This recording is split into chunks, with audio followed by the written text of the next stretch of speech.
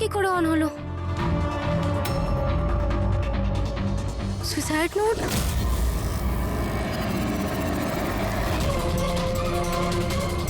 কে?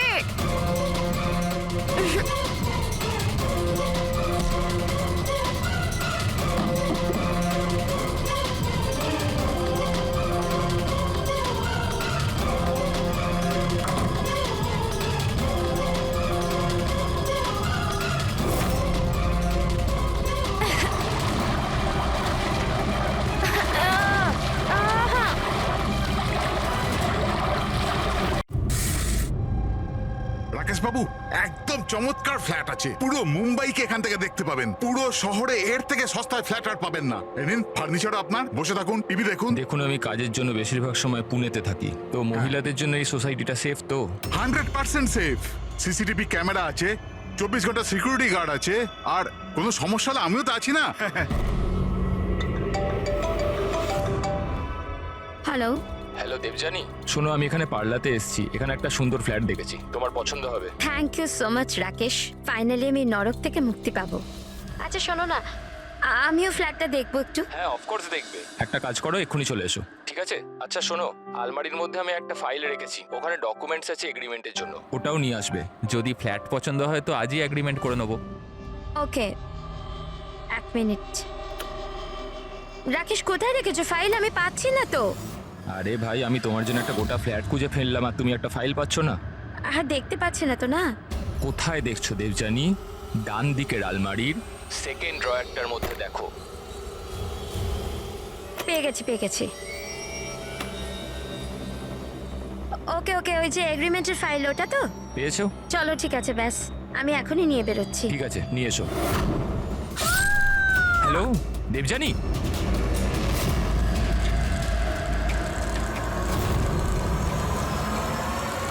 ACP sir,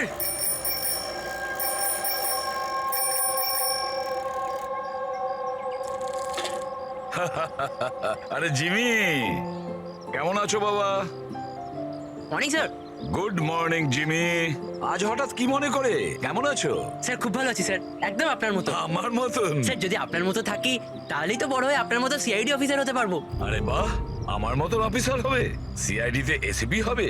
সেটার জন্য অনেক পড়াশোনা দরকার, এক্সামের প্রিপারেশনটা খুব ভালো দরকার, তাই না? কেমন চলছে তোমার প্রস্তুতি? একদম দারুণ স্যার। আর এক্সামে তো স্যার খুব ইজি কোয়েশ্চেন আসে। ভেরি গুড, বসো বসো।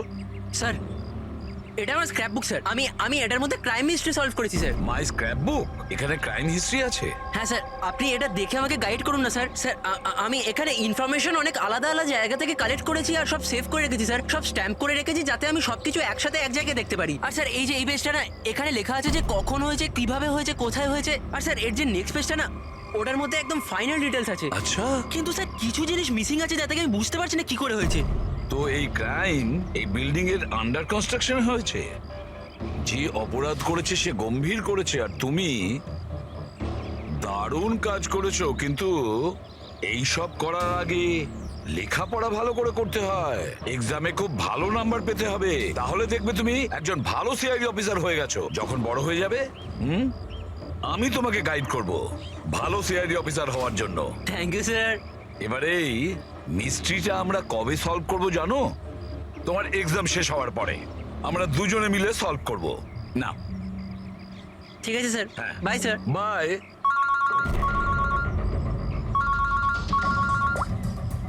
হ্যাঁ দয়া, কোথায়? আচ্ছা ঠিক আছে, আমি এখনই পৌঁছচ্ছি ওখানে। হ্যাঁ, আর রিপোর্ট নিয়ে বিউরোতে এসো। হ্যাঁ।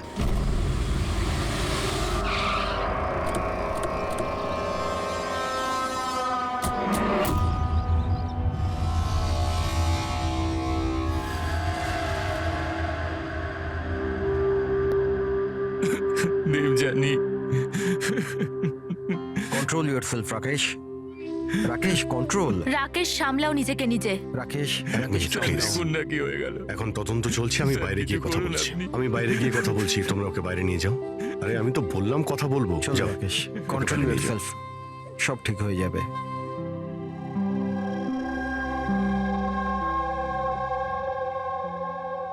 রাকেশ বলল হামলার সময় ও বাড়িতে একাই ছিল।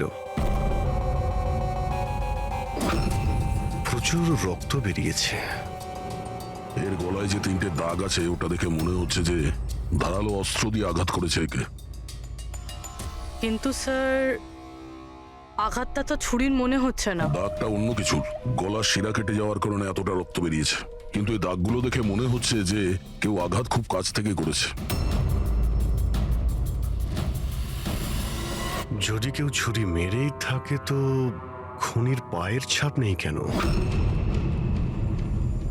চারদিকে এত রক্ত ছড়িয়ে রয়েছে আর খুনি পায়ের ছাপ না রেখেই এখান থেকে গেল কি করে? হ্যাঁ, এটা তো চিন্তা করার বিষয় যে ও গেল কি করে। এই রাকেশ বলছিল যে যখন দিবিয়ানির খুন হলো তখন ও এর সঙ্গে ফোনে কথা বলছিল আর ও একটা ফাইল খুঁজছিল, আর হঠাৎ চিৎকারের আওয়াজ এলো আর ও মারা গেল। আমি একটা জিনিস বুঝতে পারছি না যে এত বড় ঘরে ওই খুনি এলো কি করে, যেটা দিবিয়ানি দেখতে পেল না। এটাই কিছু বুঝতে পারছি না। একদমই।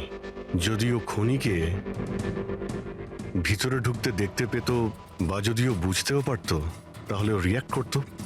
রাকেশের সঙ্গে ফোনে কথা বলছিল, রাকেশও জানতে পারত, কিন্তু এমনটা হয়নি। স্যার, আমরা পুরো বাড়ি খুঁজে ফেলেছি কিন্তু কোথাও মার্ডার উইপেন খুঁজে পাইনি। এটা কি ধরনের খুন? না খুনির আসার কোনো প্রমাণ, না যাওয়ার কোনো প্রমাণ। আর খুনটা এমন অস্ত্র দিয়ে হয়েছে যার ব্যাপারে জানাই যাচ্ছে না। খুনিকে ধরতে গেলে অন্তত এটা তো জানতেই হবে যে খুন করলো কি দিয়ে। স্যার হতে পারে দেবযানীর ওপর খুনি পিছন থেকে হামলা করেছিল আর রিয়্যাক্ট করার আগেই হয়তো ওর মৃত্যু হয়েছে। অভিজিৎ, একটা কাজ করা যাক, এই ক্রাইম সিনটাকে আবার রিক্রিয়েট করে দেখি। হতে পারে জানতে পারা যাবে যে খুনি কোথা থেকে এসছে। ঠিক আছে দয়া, তুমি এই দিকটা দেখো, ততক্ষণ আমি প্রতিবেশীদের সঙ্গে কথা বলে আসছি।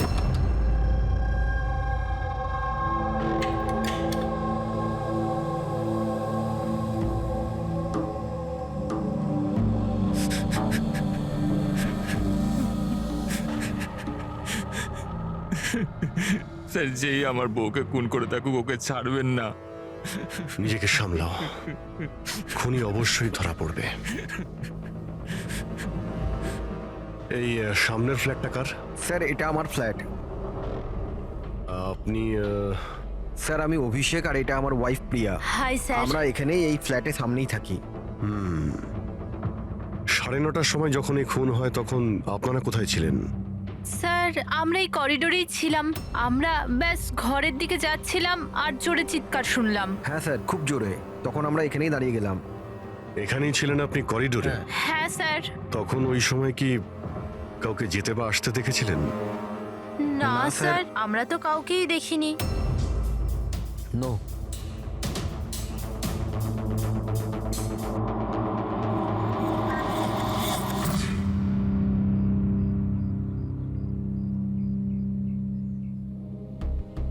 স্যার আমি আপনাকে দেখতে পাচ্ছি।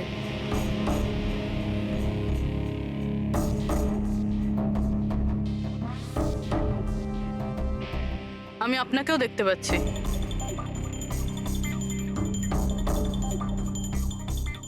স্যার খুনি যেদিক থেকেই আসুক দেবযানী ঠিক দেখতে পেত। তাহলে এরকম কিভাবে হলো যে দেবযানী খুনিকে দেখতেই পেল না? এটাই তো বুঝতে পারছি না পুরবি, যে খুনিকে দিবিয়ানি দেখতে পাইনি কেন। ভেতরে এসে খুব সহজেই মেরে চলে গেছে ও, আর এখানে হাতাহাতির কোনো চিহ্নই নেই। খুনি না ডান দিক থেকে এসছে, না বাঁ দিক থেকে, আর না পেছন থেকে। আচ্ছা, এটা তো নয় যে খুনি সামনে থেকে এসছে? সামনে তো ক্যাবিনেট আছে, এখান থেকে তো দেখতেই পাওয়া যেত। দেখতে তো তখন পেত যখন ওকে দেখা দিত। আচ্ছা, ও এখানে তো জায়গাই নেই স্যার। এটাতেও নেই। স্যার দেবযানীর খুন হয়েছে মানে খুনি ভিতরে তো নিশ্চয়ই এসেছিল। এবার প্রশ্ন এটাই থাকে যে ও এখানে লুকিয়েছিল কোথায়? তার থেকেও বড় কথা স্যার, খুনি ঘরের ভিতর ঢুকলো কি করে? না কোনো জানলা ভাঙা আছে, না কোনো কাঁচ ভাঙা আছে, আর না তো দরজাটা নিয়ে কেউ কিছু করেছে।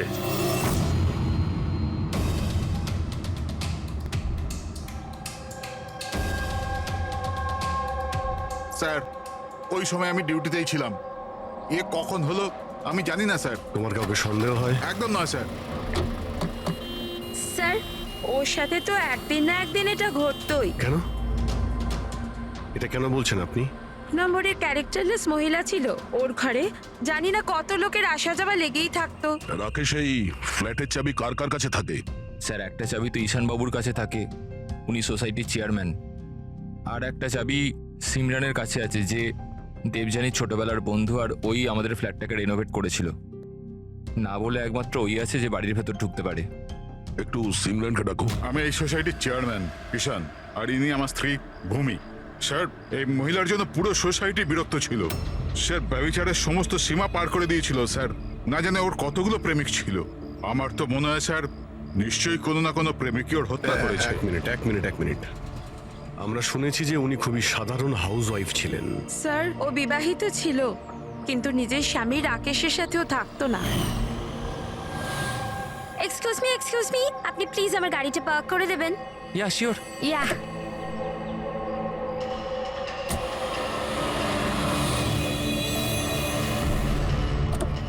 আরে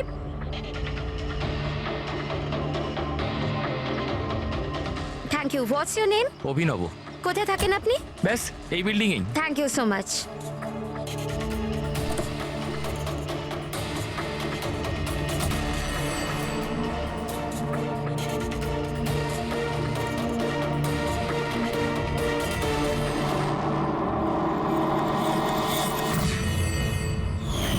সোসাইটির ছেলেদের কাছে সাহায্য চাইতো বলে আপনারা ওনার ক্যারেক্টার নিয়ে আঙুল তুলছেন?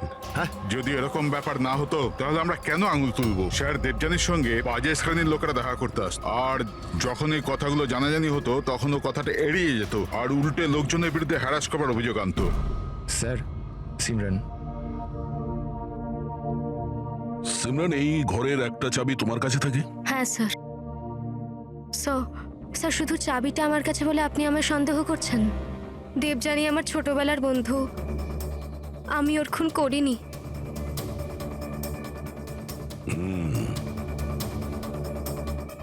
রাকেশ, এই ঘটনার ব্যাপারে দিব্যানীর বাড়ির লোককে ইনফর্ম করেছো তো? আমি ওর ছোট বোনকে ফোন করেছি স্যার, ও হয়তো আসছে। আপনি জানেন ও 10 জন লোকে লাভ কার্ড দিয়েছে। লাভ কার্ড? ওটা তো আমিও জানতাম না, যখন আমার হাজব্যান্ডকে দিল তখন আমি জানতে পারলাম। আপনাকেও? আপনি সবাইকে জিজ্ঞেস করতে পারেন স্যার। কি একদম স্যার ঠিক। দেখুন ওই কার্ডটা কি আমরা দেখতে পারি?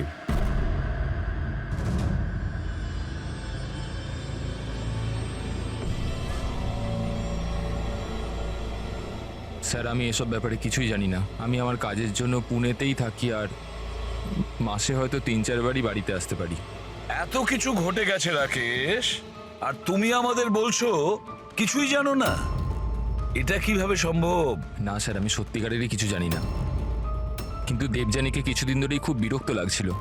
আসলে ও এই সোসাইটিতে থাকতে চাইছিল না। এর কারণ কি? স্যার আশপাশের লোকদেরও পছন্দ করতো না, বলতো ওরা নাকি খুব আনফ্রেন্ডলি আর রুড। এমনকি ওর ঘরটাও খুব একটা পছন্দ হতো না। ইনফ্যাক্ট ওর কথাতে আমি আজ সকালেই একটা নতুন ফ্ল্যাট বুক করেছিলাম। আমি জানতাম না যে আমার বউয়ের ক্যারেক্টারের লোক এইভাবে আঙুল তোলে। আসুন স্যার, ইনি রিয়া, দেবযানীর বোন। আসুন, বসুন।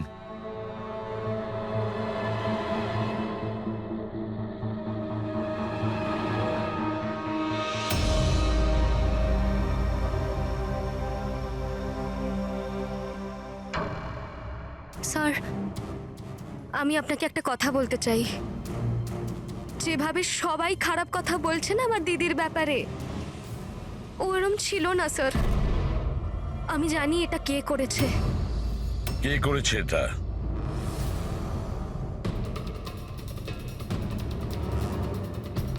স্যার আসলে বিয়ের আগে দিদির একটা বয়ফ্রেন্ড ছিল, নীলেশ নাম ছিল। দিদির ওর সাথে আশীর্বাদও হয়ে গিয়েছিল। সব ওই করেছে স্যার। আপনি এটা কেন মনে করছেন যে দিব্যানীর খুন নীলেশ করেছে? Sir he was a disgusting man. মার তো খুব অত্যাচার করতো আমার দিদির ওপর স্যার। স্যার স্যার ওর এরকম ব্যবহারের জন্যই ওর সাথে আমরা বিয়ে ভেঙে দিই। আমার সাথে সম্পর্ক ভাঙলি? হ্যাঁ, আমার সাথে সম্পর্ক আর বিয়ে অন্য কাউকে? কেন? তোর বাবার কথায় না? কি কম আছে আমার মধ্যে? কাউকে বিয়ের কথা কখনো ভাবলে না? আমি তোকে আমার কথা শোনো, বিশ্বাস করো। How dare you! তোমার সাহস কি করে হয় আমার দিদির উপর হাত তোলার? হ্যাঁ, আমার দিদি তোমার সাথে বিয়ে করবে না, এইটুকু কথা তোমার মাথায় ঢোকে না? না, হ্যাঁ? তোকে মেরে ফেলবো, আমি প্রাণে মেরে ফেলবো, বুঝলি? আমাকে ছাড়া কখনো কাউকে বিয়ে করার কথা ভাবিস তো? কিছুদিন বাদে ও দিদিদের পাশের একটা বিল্ডিং এ শিফট হয়েছিল স্যার।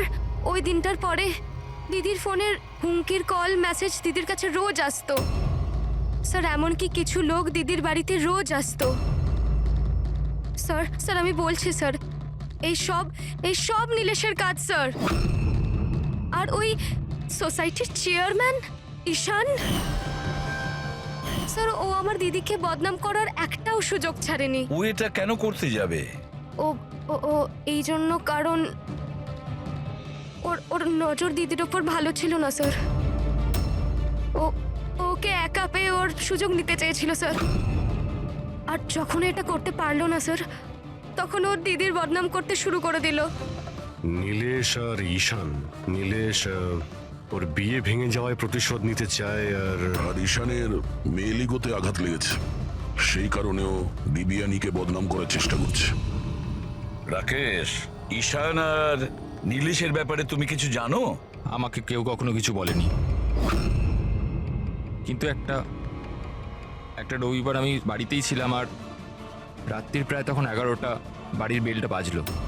যখন আমি দরজা খুললাম তো সামনে একটা লোক দাঁড়িয়ে ছিল, আমাকে দেখতেই পালিয়ে গেল ওখান থেকে। আমি ওকে আটকানোর চেষ্টা করেছিলাম, কিন্তু ততক্ষণও চলে গেছে। ঠিক আছে, তোমরা এখন যেতে পারো। যদি আমাদের দরকার পড়ে তোমাদের ডেকে নেব। হুম,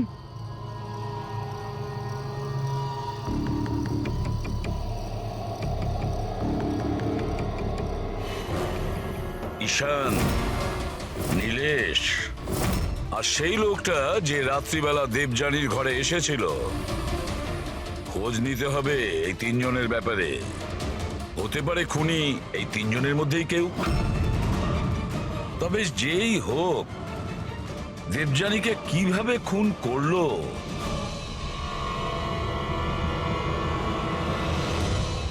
বস, দেবযানীর ওপর খুব ছুঁচলো ধারালো জিনিস দিয়ে আঘাত করা হয়েছে।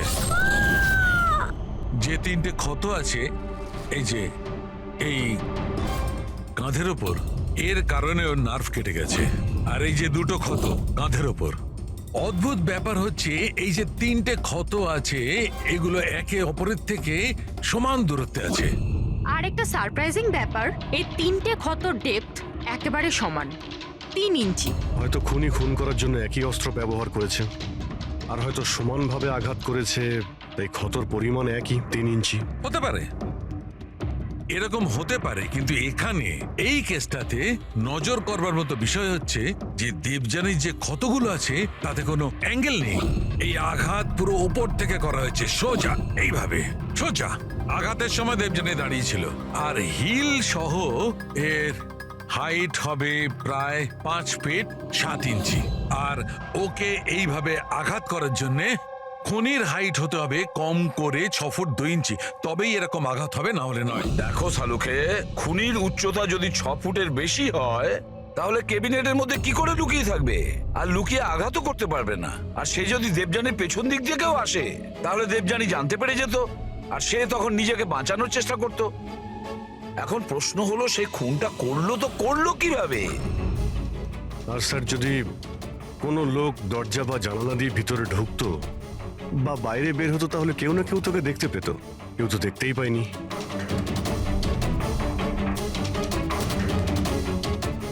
এই খুনি দেবযানীর কাছে পৌঁছলো কিভাবে? আর তাছাড়া দেবযানী টেরও পেল না। আর তারপরে এমন কোন অস্ত্র ব্যবহার করেছে ওই খুনি যে এইভাবে আঘাত করতে পারে? কি দিয়ে মেরেছে? জানি না কেন আমার মনে হচ্ছে যে এমন কিছু আছে যেটা আমরা দেখতে পাচ্ছি না। ওখানে ওই খুনি কোথা থেকে এসছে আমরা জানি না। ক্রাইম সিনে মার্ডার ওয়েপন পাইনি। এমন মনে হচ্ছে যে ওই যে ক্যাবিনেট আছে স্যার, ওর মধ্যেই দিবিয়ানের মৃত্যুর রহস্য লুকিয়ে আছে স্যার। আবার গিয়ে একবার দেখা যাক স্যার কোনো প্রমাণ পাই কিনা। ঠিক বলেছো দয়া। হেডরিক, একটা কাজ করো, তুমি ওই সোসাইটিতে গিয়ে ওই সোসাইটিতে যে কয়জন লোক আছে যারা 6 ফুটের থেকে লম্বা তাদের সবার লিস্ট নিয়েছো। আর তাছাড়া এটাও খবর নাও যে দেবযানীর বাড়িতে রাত্রি 11টার সময় কে এসেছিল যে রাকেশকে দেখে পালিয়ে গেছে। দেবযানীর পুরো ফোন রেকর্ড চেক করো, ল্যান্ডলাইনের রেকর্ডও আর মোবাইল ফোনের রেকর্ডও। আর আমরা এই ঈশান আর নীলেশের সঙ্গে কথা বলি।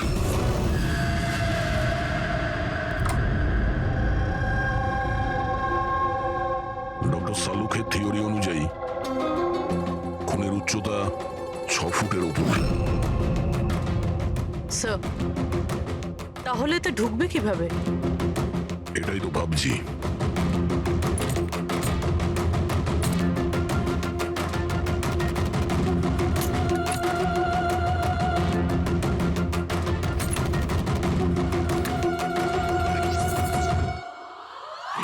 স্যার, এই সেলফের ভেতর তো দেখছি ভালোই জায়গা রয়েছে।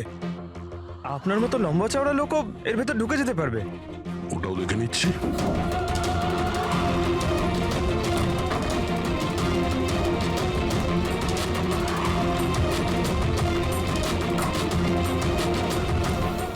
যদি এই সেলফগুলো বার করে আমার মতো লোক ওইখানে ধরে যায়, হতে পারে খুনিও এখানে ছিল। স্যার তাহলেও তো এই প্রশ্নটাই থেকে যাচ্ছে যে দেবযানী খুনিকে দেখে ফেলতো আর চেঁচাতো। কি দেখছেন স্যার? ক্যাবিনেটের মধ্যে কোনো মেকানিজম নেই তো, যার জন্য দিবিয়ানির খুন হয়েছে, কিন্তু এরকম কিছু দেখতে পাচ্ছি না তো। স্যার, খুনি কোনো প্রমাণ ছাড়েনি। মার্ডার ওয়েপনও খুঁজে পাচ্ছি না। দিবিয়ানির খুন কি করে হলো এটাও বুঝতে পারছি না। দিবিয়ানির খুন হলো কি করে? একটা কাজ করো, এই ক্যাবিনেটের মধ্যে যতগুলো আঙুলের ছাপ আছে সব নিয়ে নাও। হতে পারে দেবযানী তার খুনিকে দেখেছিল, কিন্তু সে বেঁচে নেই যে আমাদেরকে বলবে। কে হতে পারে খুনি, আর দেবযানীকে মারলো কিভাবে? কিভাবে মারতে পারে? খুনি খুবই চালাক স্যার। হ্যাঁ, চালাক তো বটেই, কিন্তু কতদিন লুকিয়ে থাকবে? কতদিন? স্যার এই 4টে লোক আছে সোসাইটিতে যাদের উচ্চতা 6 ফুট বা তার বেশি। অভিষেক, ঈশান, ওয়াচম্যান, ভূমি। স্যার এ হাই হিল পরে, হিল পরার পরের উচ্চতা 6 ফুট হয়ে যায়। কিন্তু অভিজিৎ, এই 4 জনের মধ্যে কে হতে পারে যে দেবযানীকে খুন করেছে? ওই ক্যাবিনেটে কে লুকিয়ে বসেছিল? কে হতে পারে? দিদির একটা বয়ফ্রেন্ড ছিল, নীলেশ নাম ছিল। অনেক বড় গুন্ডা তুই, হ্যাঁ? গত সপ্তাহে নিজের প্রতিবেশীকে এমন মেরেছিস যে মরতে মরতে বেঁচে গেছো, আর দিবিয়ানিকে তো মেরেই দিয়েছিস। সত্যি যদি মেরে ফেলতাম, কিন্তু আফসোস ও তো নিজেই মরে গেল। হ্যাঁ, মানছি ওর সাথে আমার ঝগড়া হতো, কিন্তু এর জন্য কেউ বিয়ে ভাঙে নাকি? স্যার, এই জন্যই আমি বদলা নিতে চেয়েছিলাম। প্রচুর তেল তোর শরীরে না? হ্যাঁ, 2 মিনিট, মাত্র 2 মিনিটই তোর সমস্ত তেল বার করে দেবো, বুঝেছিস? তারপর স্বপ্নেও কাউকে মারার কথা ভাববি না তুই। স্যার, আমি ওই সোসাইটিটার সমস্ত ফুটেজ চেক করেছি, আর সেখানে নীলেশ সোসাইটির বাইরে এদিক ওদিক ঘুরে বেড়াচ্ছিল দেখা গেছে। আচ্ছা,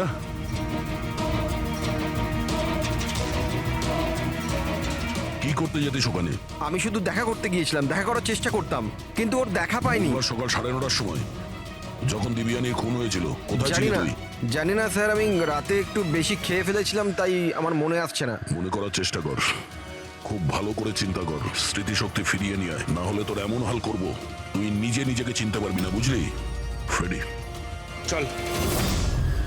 ঈশান, তুমি দিবিয়ানিকে সার্টিফিকেট দিচ্ছিলে, ক্যারেক্টার সার্টিফিকেট, হ্যাঁ? নিজের ব্যাপারে কি বলবে তুমি?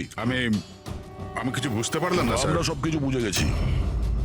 দিবিয়ানি তোমায় পাত্তা দেয়নি, তাই ওকে বদনাম করে দিয়েছো পুরো সোসাইটিতে। সবকিছু ঠিকঠাক বল, না হলে আমি।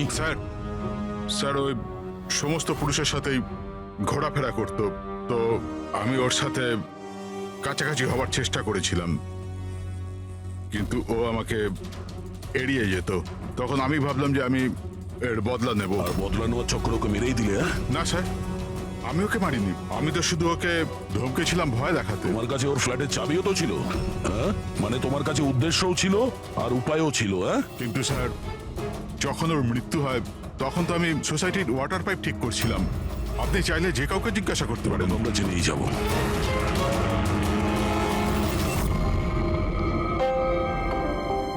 স্যার, হ্যাঁ, এই ঈশান আর নীলেশ, এদের দুজনের মধ্যে কেউ একজন খুনি হতে পারে স্যার। দুজনের কাছে কারণ ছিল খুন করার, কিন্তু কোনো পোক্ত প্রমাণ হাতে পাইনি।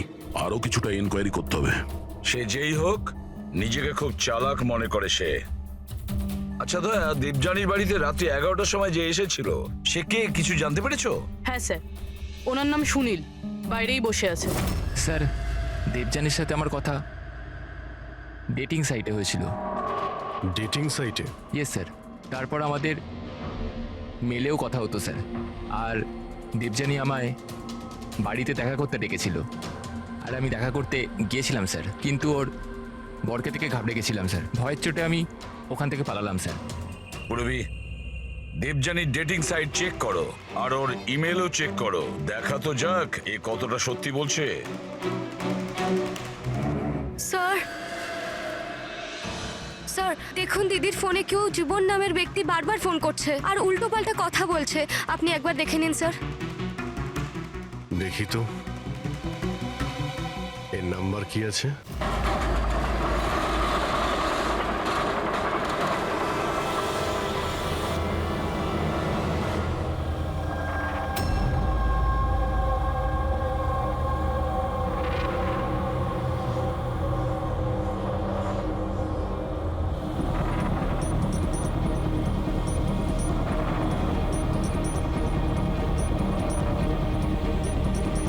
আরে ঠিক করে কাজ কর না।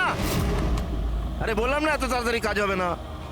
আমরা তোমরা কি বিল্ডারের লোক হও আর যেই হও, বললাম তো এত তাড়াতাড়ি কাজ হবে না। সময় তো তোর শেষ হয়ে এসেছে, বুঝলি? আগে এটা বল, দিবিয়ানিকে কিভাবে জানিস তুই? দেবযানী? হ্যাঁ, কে দেবযানী? একদিন অন্তত 10 বার ফোন করতেই আর বলছিস এখন কে দিবিয়ানি? স্যার কারা আপনারা? আমরা তারাই যাকে দেখে অপরাধী কাঁপে, CID. Sir sir sir sir, আমি কিচ্ছু করিনি। আমি সত্যি বলছি, আমি কিচ্ছু করিনি। কিচ্ছু করিসনি? দিবিয়ানির খুন করেছিস আর বলছিস কিছু করিসনি? আমি দীপিকা আছি স্যার, আমি খুন করিনি, বিশ্বাস করুন স্যার। ফোন না করলে 10 বার করে ফোন করতিস কেন? স্যার অ্যাকচুয়ালি আমি দেবজানুর নাম আর নাম্বার পেয়েছিলাম, সেই জন্য মাঝে মধ্যে ভেবেছিলাম বিরক্ত করবো, আর কিচ্ছু নয় স্যার, বিশ্বাস করুন, আর কিচ্ছু নয়। কে দিয়েছে তোকে এই নম্বর? আমি সত্যম কমপ্লেক্সে কিছু কাজের জন্য গিয়েছিলাম, তো বাথরুমের দেওয়ালে ওর নাম আর ফোন নাম্বার লেখা ছিল স্যার। তো আমি ওকে ফোন করি, কিন্তু আমাকে বকতে থাকে। আমি বুঝতে পারি ও খুব ভদ্র একজন মেয়ে। স্যার আমি ওর খুন করিনি, দিব্যি কালছি স্যার, বিশ্বাস করুন আমি খুন করিনি ওর। পঙ্কজ, একটু চেক করো তো সত্যম কমপ্লেক্স।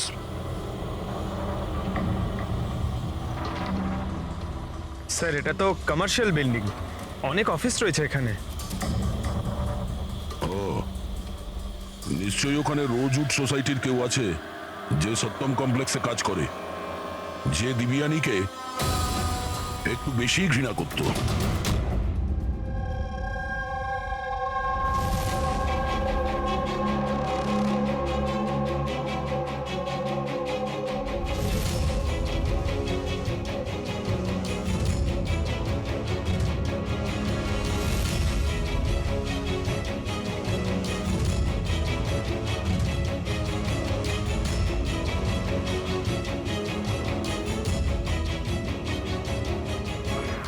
জিম্মি, আরে জিম্মি বাবা, এইসব কি করছো তুমি? সামনে তোমার পরীক্ষা আছে। দেবযানীর মার্ডার মিস্ট্রি সলভ করছি মা। কি? আগে ম্যাথের কোয়েশ্চেন পেপার তো সলভ করো। আমি কিছু বলছি তোমায়। মা, প্রথম পেপারটা ফিজিক্সের, আর এই মার্ডারটা কিছুটা ফিজিক্সের লজিক কাজ করেই হয়েছে। তুমি, তোমার এই লজিক না, এতে আমি বিরক্ত হয়ে গেছি। এখন এই লজিক গিয়ে তুমি এসিপি স্যারকে বোঝাবে, আর তারপর উনি আমায় ফোন করে তোমার নামে নালিশ করবেন। মা, যখন এসিপি স্যার আমার কমপ্লেন করবে না, তখন ওনার সামনেও এমনি একটু বকে দিও। হ্যাঁ, সিআইডি অফিসার হওয়ার কথা বলছো আর নিজের মাকে মিথ্যে বলার ট্রেনিং দিচ্ছ, তাই না? এখন আমি গিয়ে এসিপি স্যারকে এটা নালিশ করবো, দাঁড়া। মামা, আমি জানি তুমি স্যারের কাছে নালিশ করবে না, আচ্ছা, কারণ তুমি তো ওয়ার্ল্ডের বেস্ট মম, তাই না মা? না না, আরে ছাড়, আরে জিবি, আরে তুমি বলবে না মা? আরে না না না, তুমি বলবে না? তুমি আর মা, আমি গিয়ে এখনই বলছি, এখনই দাঁড়িয়ে তুমি যা। বলবে না?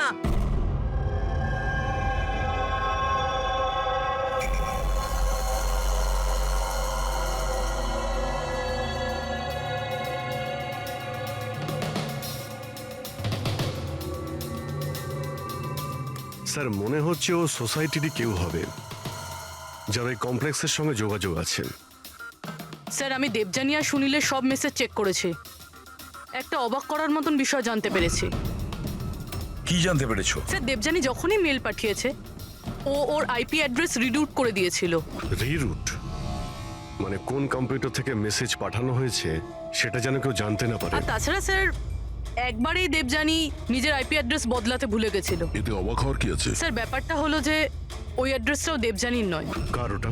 দেবযানীর প্রতিবেশী পিয়ার। আর এটা আমার ওয়াইফ প্রিয়া, হাই স্যার। আমরা এখানেই এই ফ্ল্যাটের সামনেই থাকি। তার মানে প্রিয়া ডেটিং সাইটে দেবযানের প্রোফাইল বানায়, ওই তাহলে মেসেজগুলো পাঠাচ্ছিল। স্যার, সত্যম কমপ্লেক্সে রোজউড সোসাইটির ভূমি কাজ করে। দেবযানীর প্রতিবেশী ভূমি আর প্রিয়া। এবার দেবযানীর মৃত্যুর পেছনে সত্যিটা কি সেটা তো ভূমি আর প্রিয়াই বলতে পারবে। এসিপি স্যার, এসিপি স্যার, আরে এসিপি স্যার, আমি খুঁজে বার করেছি। কি খুঁজে বের করেছো? এটাই যে দেবযানীর মৃত্যু কিভাবে হয়েছিল। দেবযানীর মৃত্যু কিভাবে হয়েছিল? ড্রোন দিয়ে হয়েছিল দেবযানীর মৃত্যু। ড্রোন থেকে? ইয়েস স্যার, এই দেখুন স্যার, আমার মনে হয় ওই ড্রোনটা এই জানলাটা দিয়ে ভেতরে এসেছিল, আর ওই ড্রোনটায় নাইস লাগানো ছিল, আর কিলার ড্রোনটাকে রিমোট দিয়ে কন্ট্রোল করেছে আর ওটা দিয়ে মেরেছে ওনাকে। জিমি, যদি ড্রোন দিয়ে দেবযানীকে মারা হয়ে থাকে তাহলে ড্রোন আসার শব্দ তো ও পেত, আর ও ড্রোন থেকে নিজেকে বাঁচানোর চেষ্টা করত, তাই তো? হ্যাঁ স্যার, এটা তো আমি ভাবিনি। হ্যাঁ, কিন্তু স্যার এরকম হতে পারে যে ও স্পাইডারম্যানের মতন ওপরে আটকে বসেছিল, তাই উনি ওকে দেখতে পাননি, আর যখন উনি এলেন তখন ও মেরে দিল। জিমি, তুমি পড়াশোনা কম আর সিনেমা বেশি করে দেখছো। তুমি নিশ্চয়ই স্কুলে পড়েছো যে যে জিনিসই ওপরে যায় সেটা নিচে আসেই, আসতেই হয়। কেন বলো? গ্র্যাভিটির কারণে, মাধ্যাকর্ষণ শক্তির জন্য। যাও, মন দিয়ে পড়া করো, পরীক্ষার জন্য রেডি হও। হ্যাঁ, আমরা এখন কাজে বেরোচ্ছি। বা ভাই, বাই। আমি আমি ফিরে আসবো, ফিরে আসবো।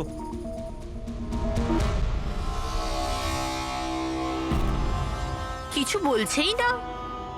সব বলবো, সব বলবো। আসুন আসুন।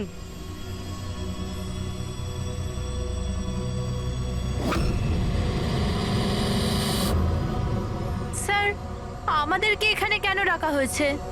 খুব শখ ছিল তোমার না ডেটিং সাইটে অন্যের প্রোফাইল বানানো? হ্যাঁ, স্যার, আমি কিছু বুঝতে পারলাম না। তোমাদের লজ্জা হওয়া উচিত। একজন মেয়ে হয়ে আরেকজন মেয়েকে তোমরা বদনাম করতে চাইছিলে। তুমি দেবযানীর ডেটিং সাইটে নকল প্রোফাইল বানিয়েছিলে, লোকেদের মেলও করেছিলে যাতে ওর বদনাম হয়। স্যার, আপনাদের কোথাও নিশ্চয়ই ভুল হচ্ছে। প্রমাণ আছে আমাদের কাছে। তুমি তোমার আইপি অ্যাড্রেস চেঞ্জ করোনি পিয়া? কিন্তু আমাকে কেন ডাকলেন এখানে? আপনাকে? আপনি তো দেবযানীর নাম আর নাম্বার বাথরুমে লিখে দিয়েছিলেন। না স্যার, আর আমি এরকম কেন করব? আচ্ছা, ওই সুইপারকে ডাকবো যাকে টাকা দিয়েছিলে তুমি এই সব কাজ করার জন্য? হ্যাঁ স্যার এইবার তো পরিষ্কার, এই দুজন মিলেই দেবযানীকে মেরেছে। হ্যাঁ অভিজিৎ, এদের ওপর ব্যবস্থা নেওয়া শুরু করা যাক। না স্যার, প্লিজ আমাদের ওপর বিশ্বাস করুন, আমরা ওকে মারিনি। স্যার, আমরা দুজন মিলে ওকে বদনাম করার চেষ্টা নিশ্চয়ই করেছিলাম, কিন্তু আমরা ওকে মারিনি। হ্যাঁ স্যার, আমরা চাইতাম যে ও এখানে যেন না থাকে, তাই জন্য এসব করেছিলাম আমরা। কিন্তু যখন ও চলেই যাচ্ছিল, তাহলে আমরা কেন ওকে এভাবে মারতে যাব? কিন্তু তোমরা কেন চাইছিলে না যে ওই সোসাইটিতে থাকুক? হ্যাঁ, স্যার দেখুন, এরকম যে দিব্যানী বেশিরভাগ সময় বাড়িতে একা থাকতো আর সোসাইটির সব ছেলেরা ওর সুন্দরতার প্রশংসা করত, তো আমরা একটু ইনসিকিউর হয়ে গেছিলাম যে আমাদের হাজবেন্ডসরাও ওরকম না হয়ে যায়। বিশ্বাস হয় না যে একজন মেয়ে হয়ে তোমরা একটা মেয়ের সঙ্গে এইরকম ব্যবহার করতে পারলে। এবার বাকি কৈফিয়ত হাজতে গিয়ে দিও। এতে নিয়ে যাও পুরবি। যান যান আপনারা যান। চলো।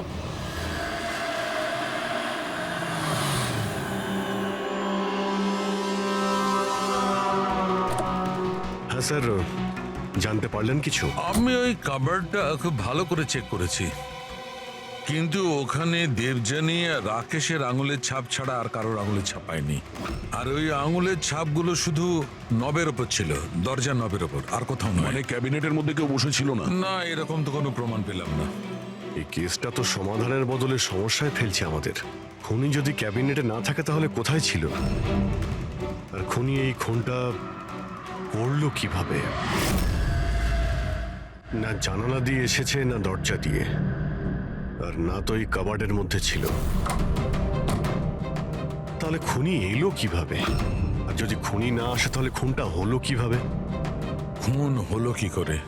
দেখো, আমি তোমাদের বলেছিলাম না দেবযানীর কাঁধের ওপর যে 3টে ক্ষত ছিল, ওগুলো একদম 90 ডিগ্রি অ্যাঙ্গেলে ছিল। মানে মানে যখন আঘাত করা হয়েছে উঁচু থেকে করা হয়েছে, ওপর থেকে।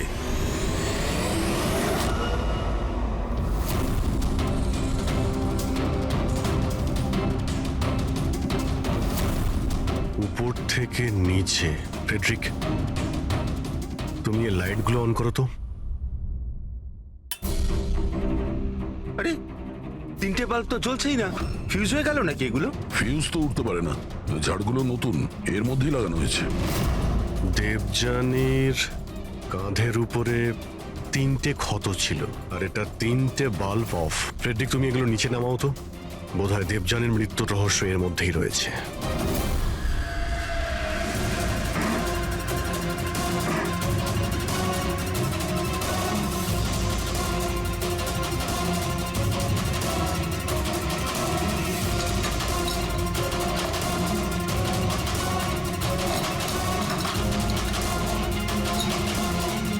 ক্যামেরা এখানে লাগিয়েছে কেন?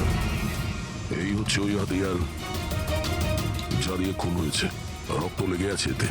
আর এই দ্বিতীয়টা, আর এটা এই তারের সঙ্গে যুক্ত করে রেখেছে, আর এর সাহায্যেই এটা তীরের গতিতে নিচে নামে, দেবযানীকে মার্ডার করে, আর উপরে গিয়ে বাল্বের সঙ্গে ফিট হয়ে যায়। স্যার এটাতে সেন্সারও আছে। মনে হচ্ছে যে ওয়াইফাই দিয়ে, কোনো রিমোট দিয়ে বা অ্যাপের মাধ্যমে চালানো হচ্ছে। কেউ তো এই ক্যামেরা দিয়ে দিবিয়ানির উপর নজর রাখছিল, ওর প্রত্যেকটা চালচলনের উপর।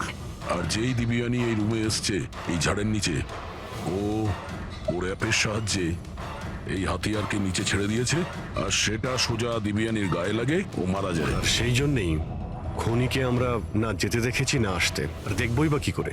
খনি তো এখানে ছিলই না। ভালো টেকনিক ব্যবহার করেছে খনি।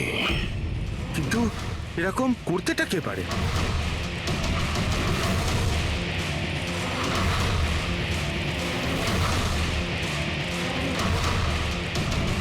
স্যার, খুনিকে চিনতে পেরে গেছি।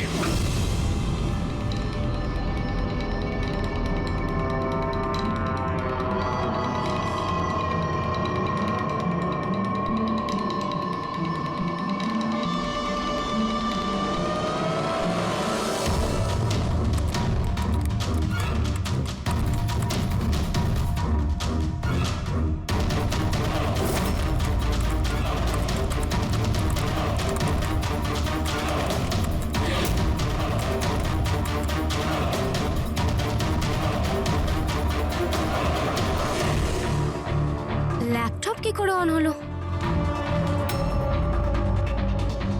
Suicide note?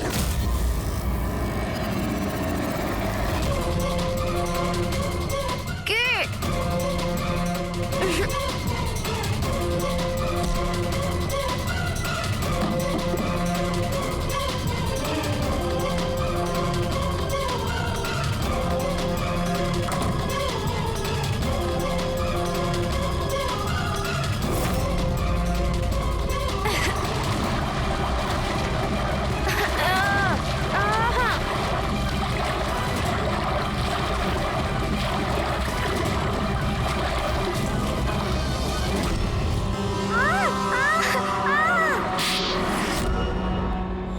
স্যার ম্যাডামের ফ্ল্যাট পছন্দ হয়েছে তো?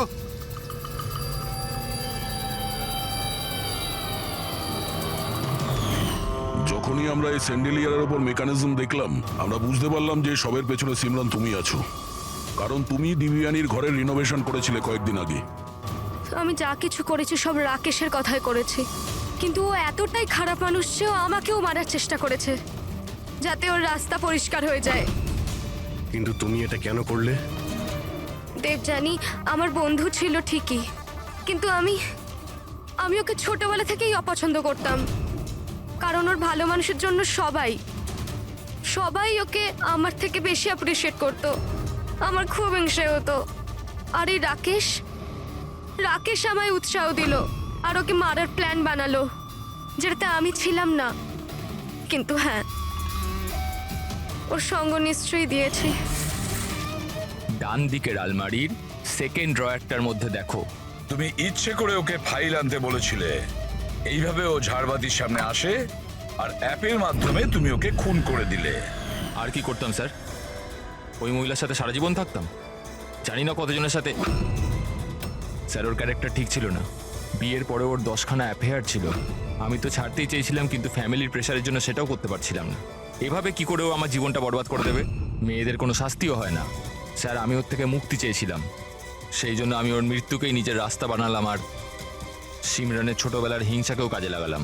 শুধু একটা সন্দেহের কারণে তুমি ওকে মেরে দিলে? স্যার সন্দেহ ছিল না, আমি জানতাম। শুধু 1-2 নয়, পুরো সোসাইটি ওর কাণ্ডকলাপ আলোচনা করতো। আর আমি নিজেও যখন আমি বাড়িতে থাকতাম, তখন রাতের বেলা জানি না অচেনা ছেলেরা ওর সাথে দেখা করতে আসতো। এরকম মহিলার সাথে কেউ কি করে থাকবে স্যার? এটা তুমি কি করেছো রাকেশ?